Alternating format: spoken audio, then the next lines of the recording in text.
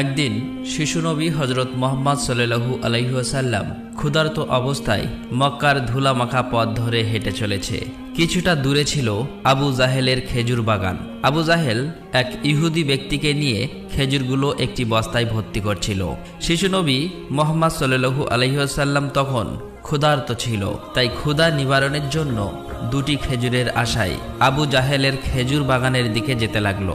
শিশু নবী মুহাম্মদ সাল্লাল্লাহু আলাইহি ওয়াসাল্লাম ধীরে ধীরে সেই খেজুর বাগানে হাজির হলেন এবং আবু জাহেলকে সালাম দিয়ে বিনয়ের সঙ্গে বললেন, চাচা যান, আমার খুব ক্ষুধা পেয়েছে, আমাকে দুটি খেজুর দিতে পারবেন? তখন আবু জাহেল তাচ্ছিল্য ভরা চোখে তাকিয়ে বলল, হে মুহাম্মদ, তোমাকে খেজুর দিতে পারি, কিন্তু একটি শর্ত আছে। ওই যে ব্যক্তিটি দাঁড়িয়ে আছে তার কাছে বস্তা আছে, ওইগুলো তুমি মাথায় করে নিয়ে আমার বাড়িতে দিয়ে আসো, তাহলে তুমি খেজুর পাবে। তখন শিশু নবী সাথে সাথে ওই ইহুদি ব্যক্তির কাছে চলে গেলেন। ইহুদি লোকটি তাকে অবাক হয়ে দেখে বললেন, হে বালক মুহাম্মদ, তুমি কি জন্য এসেছো? শিশু নবী মুহাম্মদ সাল্লাল্লাহু আলাইহি ওয়াসাল্লাম বললেন, আমি এই বস্তা মাথায় করে নিয়ে যাব। ইহুদি ব্যক্তিটি বললেন, এই ছোট্ট বয়সে তুমি কি এই বস্তায় নিয়ে যেতে পারবে? শিশু নবী বললেন, নিশ্চয়ই পারবো। অতঃপর শিশু মুহাম্মদ সাল্লাল্লাহু আলাইহি ওয়াসাল্লাম ধুলিমাখা শরীরে মাথায় বিশাল বস্তা নিয়ে হেঁটে চললেন।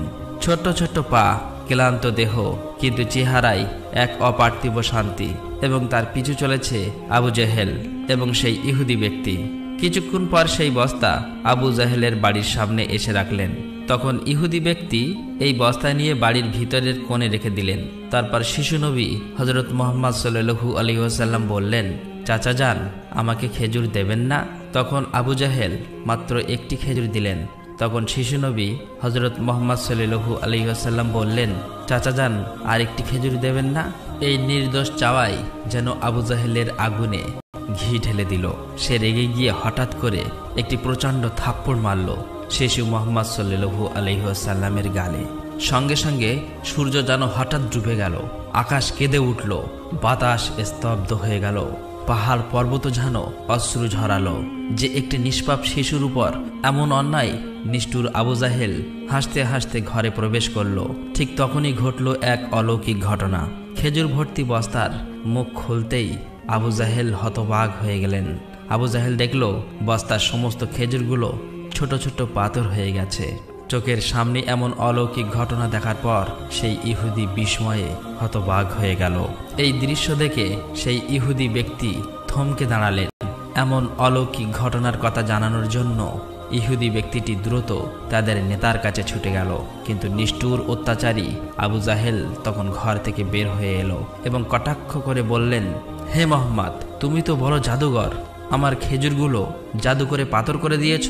শিশু নবী মুহাম্মদ সাল্লাল্লাহু আলাইহি ওয়াসাল্লাম নরম কণ্ঠে মাথা নিচু করে বললেন, চাচা যান, আমি কিছুই জানি না।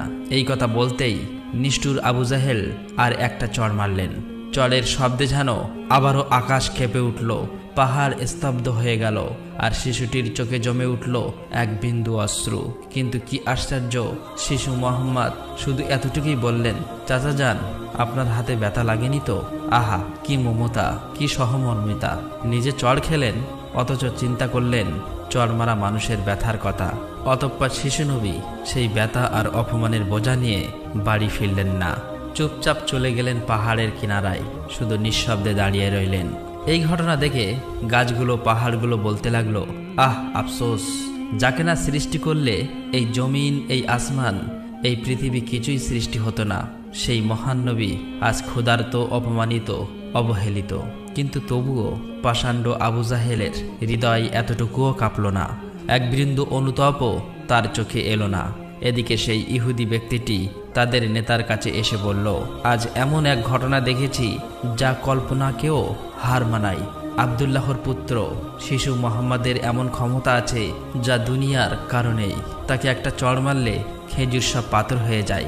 আচ্ছা, আপনি কি বলতে পারবেন এটা কি জাদু না অলৌকিক ক্ষমতা? তখন তাদের নেতা বললেন, আমরাও শুনেছি আমাদের ধর্মগ্রন্থ নাকি মুহাম্মাদের নাম আছে, সে হবে শ্রেষ্ঠ নবী এবং শেষ নবী। তবে তিনি কি এই মুহাম্মদ, এটা জানার জন্য আমাদের ধর্মগুরুর সান্নিধ্য প্রয়োজন। যদি এটা সত্য হয় তবে তাকে আমরা বাঁচাতে দেব না, এই পৃথিবী থেকে সরিয়ে দেব। তোমরাও যাও, আমাদের ধর্মগুরুর কানে এটি পৌঁছে দাও। তখন সেই ইহুদি ব্যক্তিটি আবারও আবু জাহেলের বাড়ির দিকে রওনা হলেন। যেতে যেতে সেই খেজুর বাগানের কাছে উপস্থিত হয়ে দেখলেন সমস্ত খেজুর গাছের খেজুর নেই, সব একেবারে পাথর হয়ে গেছে। এটা দেখে সেই ইহুদি ব্যক্তিটি হতভম্ব হয়ে গেলেন। তিনি আর এক মুহূর্ত দাঁড়ালেন না, খুব দ্রুত আবু জাহেলের বাড়ির দিকে রওনা হলেন। আবু জাহেলের বাড়িতে এসে বললেন, ভাই, আপনার খেজুর বাগানের সমস্ত খেজুরগুলো তো পাথরে পরিণত হয়ে গেছে। এখন এটাকে যদি ফিরিয়ে আনতে না পারেন তাহলে অনেক টাকা ক্ষতি হয়ে যাবে। এটাকে ফেরানোর একমাত্র পথ হলো শিশু মুহাম্মাদের কাছে ক্ষমা চাওয়া। কিন্তু আবু জাহেল ক্ষমা চাওয়ার পাত্র ছিল না। সে ছিল নিষ্ঠুর এবং অতি চালাক। তাই সে চালাকি করেই বলল, ঠিক আছে, চলো আমরা মুহাম্মাদের বাড়িতে গিয়ে দেখি। এই বলে তারা শিশু মুহাম্মদ সাল্লাল্লাহু আলাইহি ওয়াসাল্লামের বাড়ির দিকে রওনা হলেন। শিশু মুহাম্মদ সাল্লাল্লাহু আলাইহি ওয়াসাল্লাম থাকতেন চাচা আবু তালেবের সঙ্গে। চাচা আবু তালেব তখন ঘরে একা। কিছুক্ষণের মধ্যেই আবু জাহেল এসে হাজির হয়ে বললেন, হে আবু তালেব, শিশু মুহাম্মদ কোথা থেকে এমন জাদু শিখেছে? সে তো বড় জাদুঘর। সে আমার খেজুরগুলো সব পাথর করে দিয়েছে। কোথায় গিয়েছে তুমি কি খবর রাখো?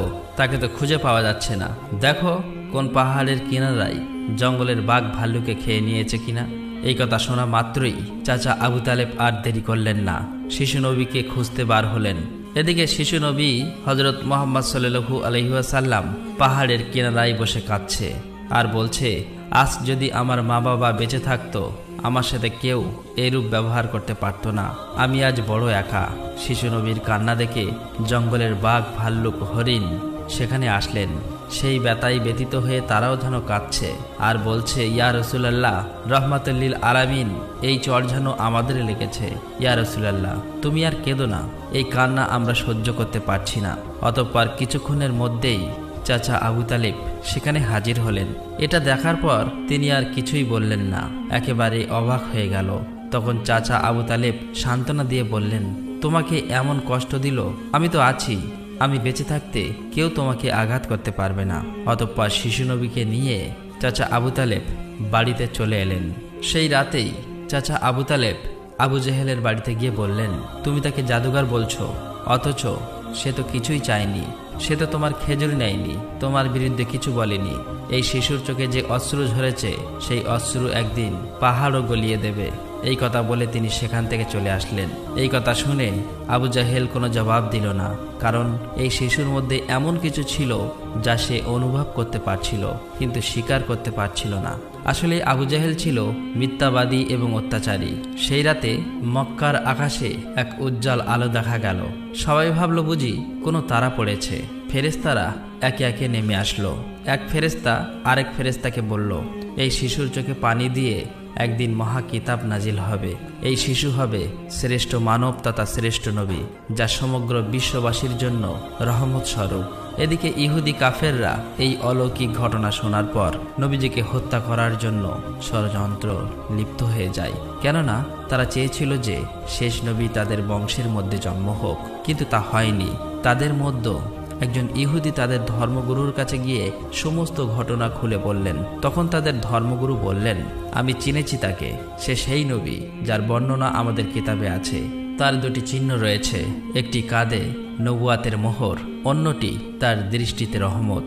অন্য একজন প্রশ্ন করল, তাহলে আপনি কি ঈমান আনবেন? তখন তিনি চুপ করলেন, মাথা নিচু করলেন, তারপর শুধু বললেন, আমরা চেয়েছিলাম আমাদের বংশে আসুক, তাই আমরা সত্যকে অস্বীকার করব। অন্যদিকে প্রতি বছর চাচা আবু তালেব ব্যবসার উদ্দেশ্যে সিরিয়ায় সফর করতেন।